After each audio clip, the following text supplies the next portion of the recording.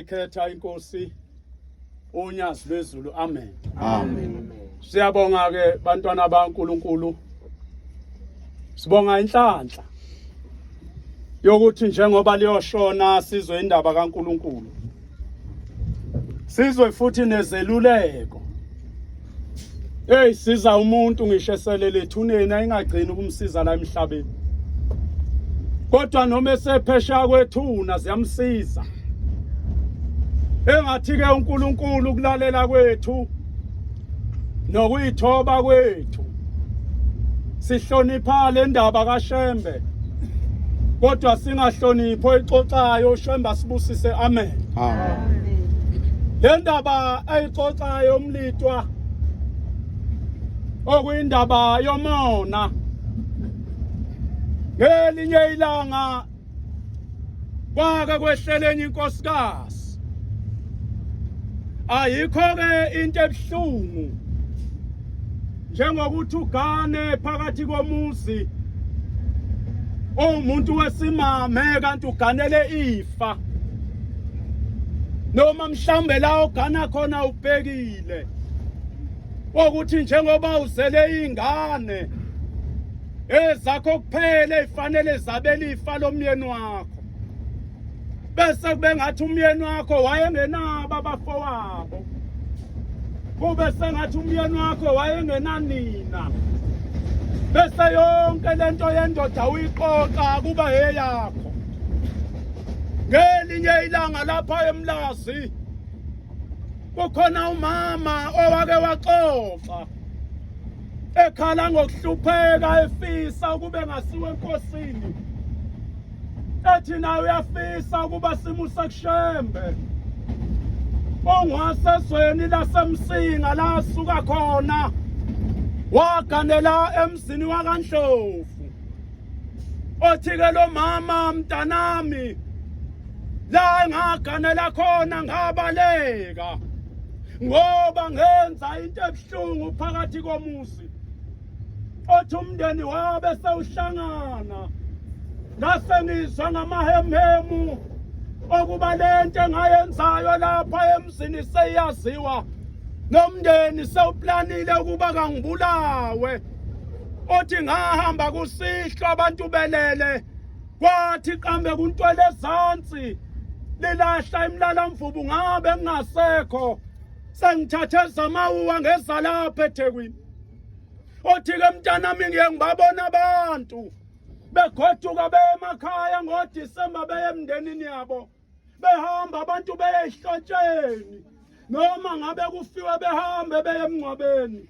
Othi mina kangikwazi ukuba ngiye esweni lakithi nomntanami ngamshiya, akangazi ukuba ngayaphi ngoba ngahamba ebusuku kwayenelele. Akukho namunye kulomuzi wakaNdlovu engangiganele kuwona ongaziyo ukuba ngayaphi. Uthi kodwa ngicela ukubuza, njengoba uxoxa ngoShembe ebusuku nasemini ey'timeleni, lo Shembe wenu engangisiza yini ukuba ngibuyele ekhaya lapho engangiganele khona? Sekuphela iminyaka elishumi ngafika lapha eThekwini, angikwazi ukubuyela emzini.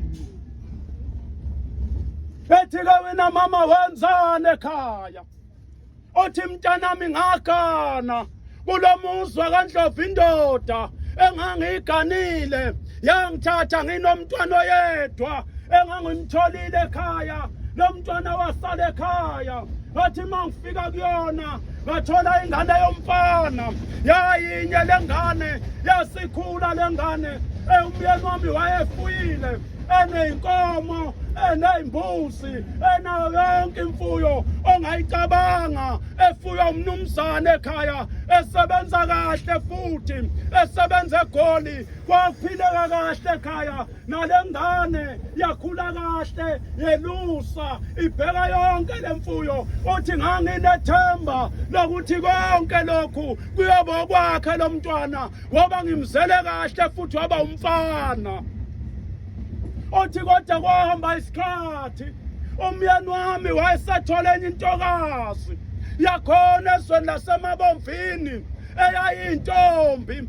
Uthi mangabe ganwa yona sasesibabile endodeni othi mase sibabili angaze nganaka ngayeka nje angangahamba nyanga angangawusebenzisa umuthi ngoba nomuzi engangizalwa kuwona ngangase ngifundise umuthi ukuthi into enjani othi kodwa kwahamba isikhathi nalo makoti wakhulelwa ekubeletheni kwakhe wabeletha ingane yomfana othi ngase ngixoxa ngebuso abangani bami endaweni okuba uMasibanibani uthole enganeni othi ngase ngibatshela ukuthi wathola umfana basebethe weMasibanibani uyazi lokho kusho ukuthini njengoba umnakwenu ethole ingane yomfana na othi ngathi cha kangasi bathi hayi uyabona njengoba umnakwenu ezele ingane yomfana iyona-ke indlalifa yale ndoda eniyiganile khumbula phela wena uthi wafika ungayona intombi umnakwenu wafika intombi inkosana izalwa umuntu oyintombi okusho ukuthi lonke lelifa lendodana yakho seliyodliwa yile yankosana indodana yakho ngeke isathola lutho ngoba sekuqala inkinga othi-ke ngase ngibuza okuba manje ngicabangani bathi usavuma Masibanibani kalula kanjalo ngane yakho kade ilala emahlathini yelusa ngane yakho ibike ingalala ekhaya ngoba iy'nkomo zingekho ingaphelele yesaba isibhaxo sikayise ilale ehlathini iqhamuke nasekuseni izodlula iyediphini kuyima ibuye esikoleni zonke lezo yithukuthuku nalokho okugada kwa imfuyo sawuzokuyeka nje kanjalo kudliwe umuntu ofika izolo wathi lo makoti ngenze njani amen amen Amen. amen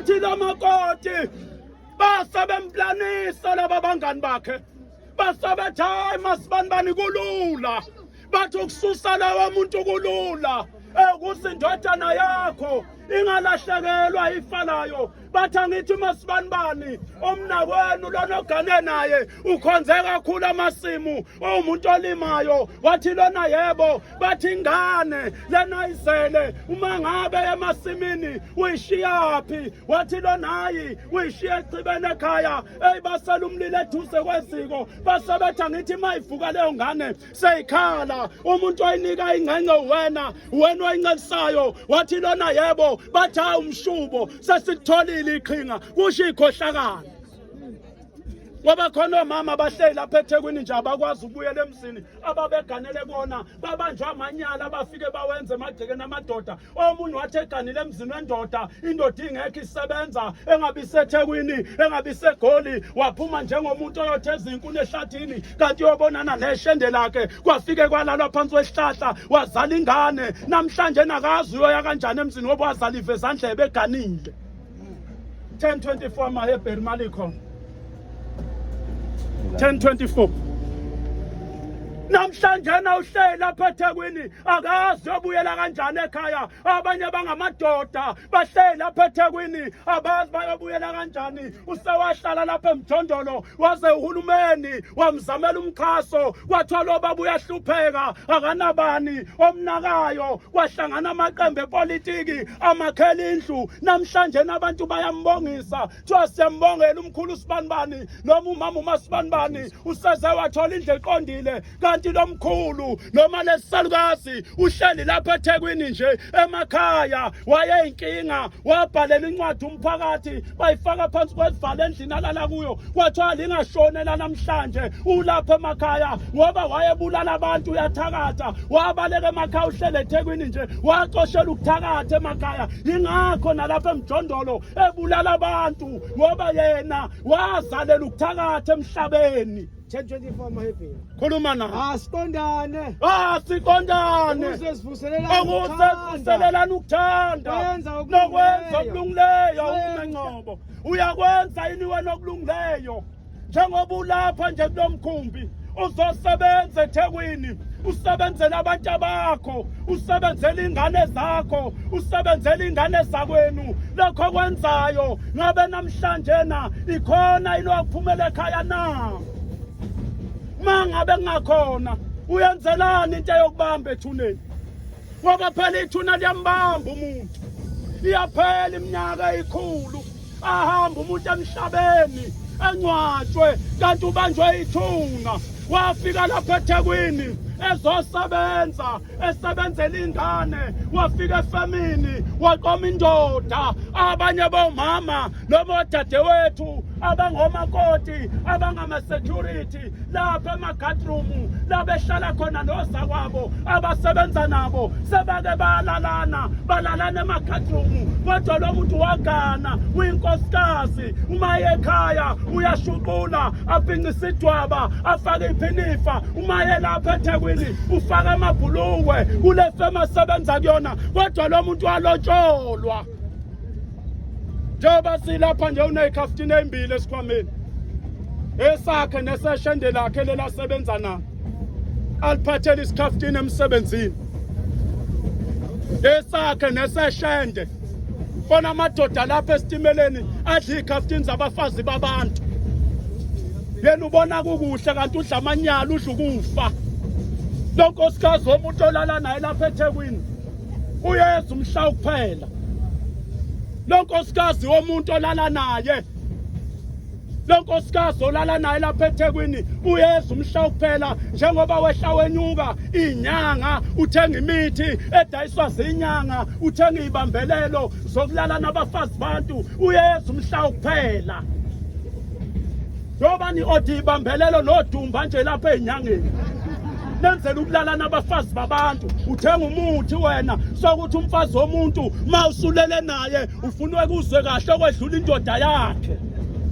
Bona abafazi namhlanje abalahla amadoda ngoba nakho amadoda abo la bajola namashenda balala ngemithi eThekwini. Ubeka ngqo. Ukuhlangana njengabanye. Singayeka ukuhlangana njengabanye. Kepha kasiyalane. Salokhu ubona usondela. Uma ngabe sona ngabomu sesilazi iqiniso. Awusekho umnikelo ngesono. Kepha kuhlalela kahle khulu okwesabekayo. Yebo ulaka oluvuswayo luzoqeda abaphikayo. Owadela umthetho kaMose wafa ngena nawe uzofa. Sengathi ngelinye ilanga uNkulunkulu kulomfazi womuntu olala nawe wakhishelwa inkomo. Sengathi ungathi umbatha nawe ubhajwe kuyena. Sengathi umbatha naye ubhajwe kuyena. Ube nebhadi ulale nomuntu owacushwa ngesendelenja uhambele kuyena emhlabeni. Uhambele kuyena emhlabeni ngoba ayikho indoda ethanda ukulobola ikhipha inkomo ikayise kanti ikhipha lutho umkayo eyolalwa amanye amadoda. Nawe wena nkosikazi ofeba ney'nkomo zendoda engathi ungafela kulona ishende. Engathi ungafela kulona lelo shende olala nalo. Behle noNkulunkulu sibabone kusasa bephila. Engathi ungafela lapho.